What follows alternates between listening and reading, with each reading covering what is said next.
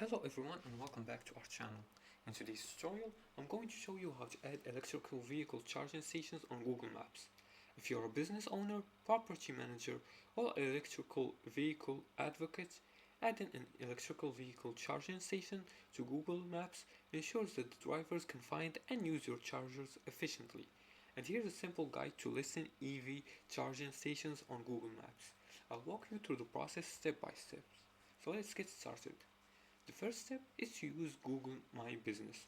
And to do that, just go to Google Business Profile. Let's go to Google Business Profile right here.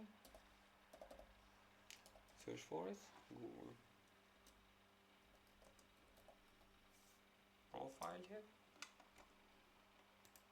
And then go to it and select Manage Now. And sign in using your Google account. After that, type in your name, enter your business details, and select EV charging station as your category. The second step is to add location and charger details.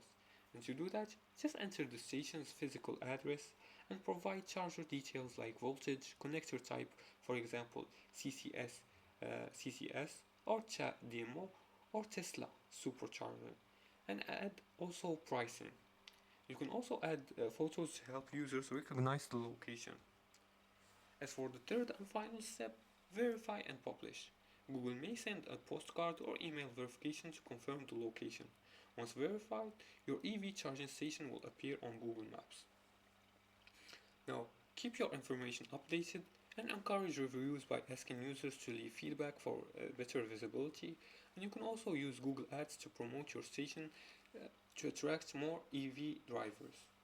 Adding EV charging stations to Google Maps helps drivers locate your station easily and ensures your business gets more visibility by using Google. By using Google My Business, you can update details and improve your ranking on Google Maps searches.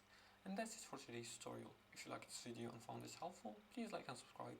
And feel free to leave comments below the video if you have further more questions about this topic.